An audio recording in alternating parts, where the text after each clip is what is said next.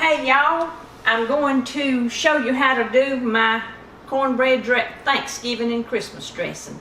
I've had several people request me to show them how to do this, so putting on a video and showing you all the things that I use to do this, then you'll have it and you can look back and see, and if you make a mistake it'll be you, but this is how I do it.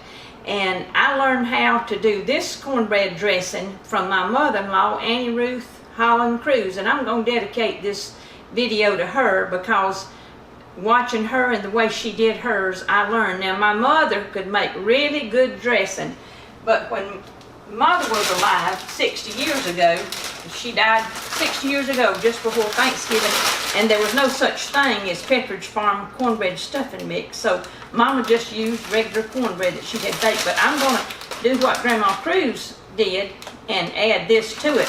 So I'm going to let John take the camera and come over, and I'm going to explain to you what all I'm going to be putting in there, and then I'll show you how to put it together. Okay, now this is really important. I always make a loaf of cornbread. I'm going to crumble that into the mixture. And I'm not using the turkey. My daughter's cooking the turkey for Thanksgiving, and she wanted me to bring the dressing. So what I always do to get good broth, I get me a bacon hen, and I put her in the oven and cook her about 350 for about 3 to 3.5 hours. And I add 2 cartons of Schlotzens's chicken broth to it. I stuff the chicken. If you want to come in here and show them, John, I stuff the interior with some celery and onions and carrot, and that helps to just put flavor into the broth. I put black pepper and salt, put this lid on it, put her in the oven and just let it bake. And I'll take her and use that meat to make probably chicken salad.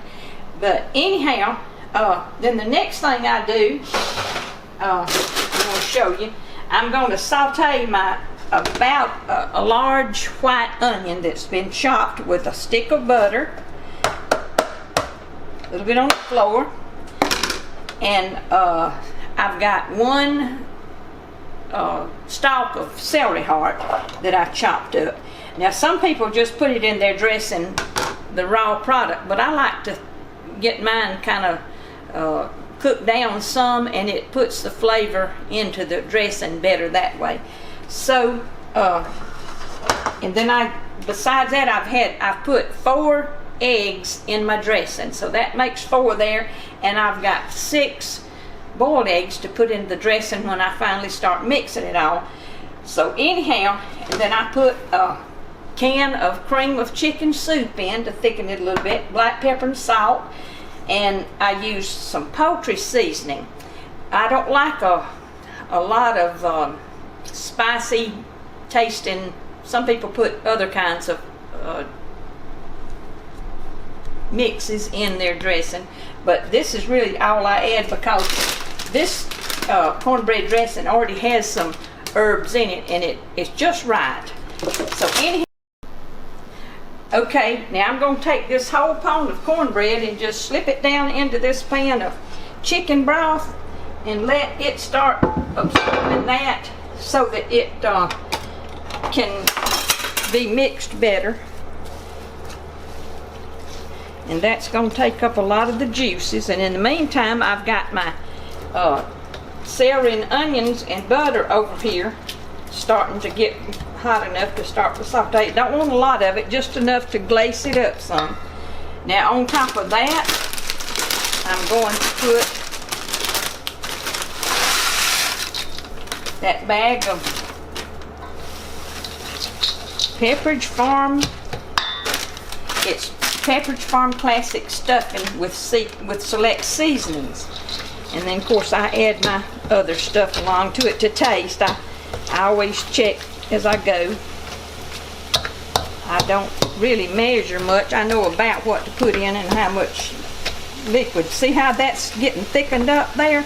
Now I may have to add some more broth to this, and that's all right, but when I get my celery and onions sauteed, it'll put some more juice in there, and then I'm going to put some more butter in there because we want it to be good and rich and heartrenders.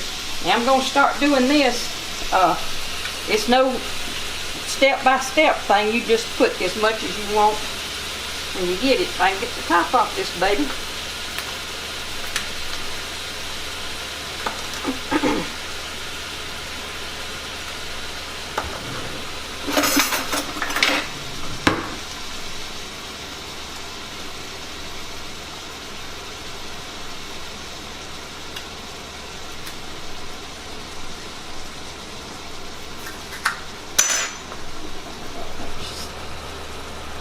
See what I'm doing here? That's about as much as I want. And a little bit more. Whoop, gotta have a lid on that. It'll dump the whole load out. Whoa, I did dump the whole load out, but I can fix that. See, that's what happens when you're trying to do a video and make it wonderful. And it turns out you put actually too much in there. That's all right. We can adjust that. A little bit of salt. And I want to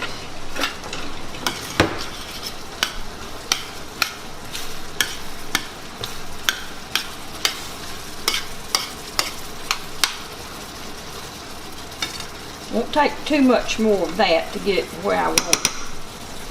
Now I'm going to show you a real good food hack here if I can find my instrument there it is in the dressing, doggone. I'm going to turn that off and let that just simmer to where I want it. Now, instead of having to sit and cut an egg, I just put them in a dish like this and use a potato masher, and it gets them chopped up the size I want, and it takes lots less time, and it still gets the job done because it's going to all be mixed up into the dressing anyhow. But I don't like big chunks of boiled eggs. I like it to be, you know, kind of crumbly.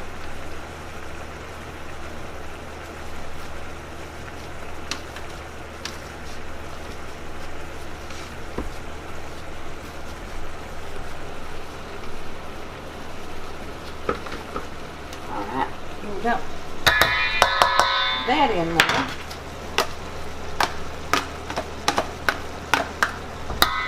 In the meantime, I'm going to put this can of cream of chicken soup in it.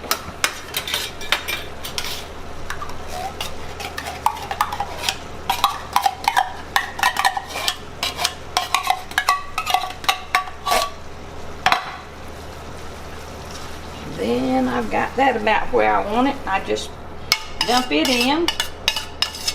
I know you can't see how it's doing, but you know what I'm talking about.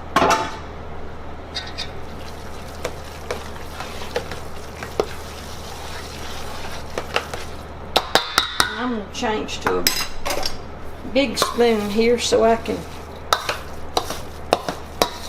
get the big job done.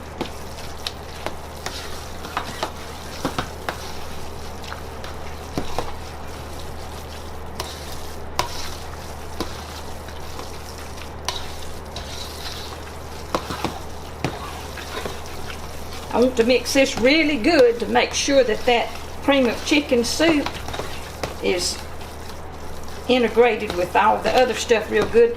Now, because I put chicken soup in there, I'm going to add some water to that. I could put a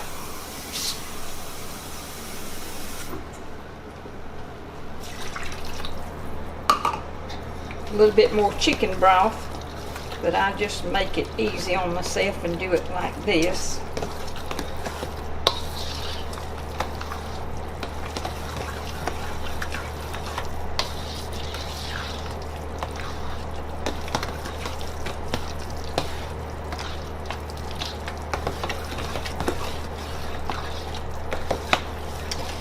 Now what I do, I don't keep dipping with the same spoon, but I do like to taste to see what the flavoring is, if it's salty or whatever enough.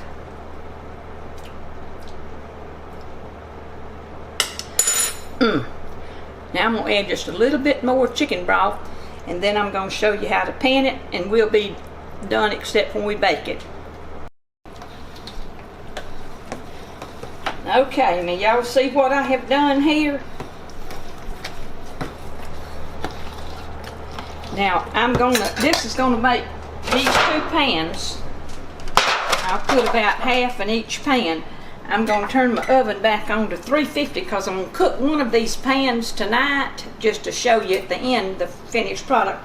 The other pan, I won't bake it. I'll just cover it with tin foil and put it in the freezer. And then next Wednesday night, before I go to bed, I'll take it out and let it thaw. And the next morning I can cook it and take it to my daughter's house where we're going to be having Thanksgiving over in Grand Bay, Alabama. So see, I've killed 2 chickens with 1 shot. And let me pour it up. Y'all watch this kind of stuff if you want to.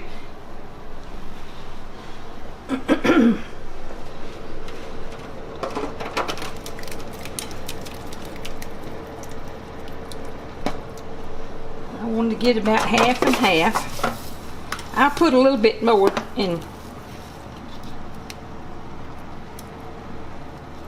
Peggy's pan than I do in the one I'm going to cook tonight. But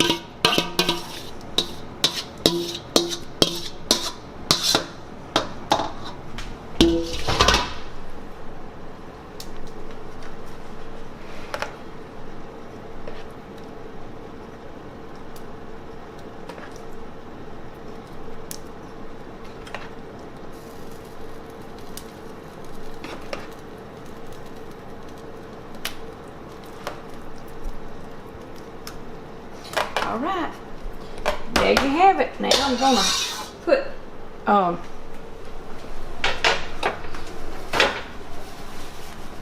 this smaller pan, and I'll show you. Since it's in one of these aluminum pans, I have a special baking sheet that I like to use to set my stuff on when it goes in the oven, and it keeps anything from burning too easily, especially if it's a thin bottom pan like this, which these are. Now I'm going to put this in and let it cook, and that's not going to be as much as we'd normally have, but I'll show y'all what it looks like after a while. In this pan, I'm going to let it cool. I'll wrap it with tin foil and put it in the freezer tonight, and it's ready to go. Now if I was cooking the turkey myself, I would do the turkey the same way that I did that old hen. I'd put him in there and let that broth come up and use it instead of the hen broth. But actually it makes the turkey want to come apart more easily if you put him in there and do like that. So what I like to do is cook him for a little while and then add lots more chicken broth to the mix when I make my dressing. But I like to take the turkey out then, and when he's about half done, finish cooking him in the oven on the rack, and he browns up real good, and then he can, once he's cooled and rested for a while, you can slice it better. But since we're just going to be picking this old chicken out of her frame and making chicken salad, it don't matter how ugly she is. But anyhow, that's how we do my dressing, and I'll show y'all the finished product when it's baked and good and brown. Okay, y'all, my dressing that I have baked, just to show you what it looks like when it's finished off. Of course, this is not nearly what I usually make. This is just a sample pan. I usually have the big pans, and it's about 2 or 3 times what this would be. But there's what it looked like. It just came out of the oven, and you can see that it's really moist. Check it out. Now that looks a little juicy, but now once it rests and sets, it's going to be just delicious. It won't be like a piece of cornbread. I've seen some dressing that, I don't know, it looks like cornbread with onions in it as far as I'm concerned, but this will stay nice and moist, and it'll be just really good with some cranberry sauce or cranberry salad with it. And there you have it.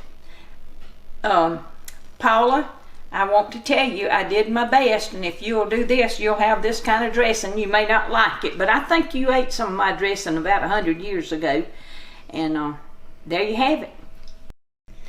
Okay, if you like my video, I want you to like and subscribe to my website, earlinesdoings.com. And you'll find this video there. So www.earlinesdoings.com. Y'all have a nice Thanksgiving, and if you make a dressing, let me know what you think about it.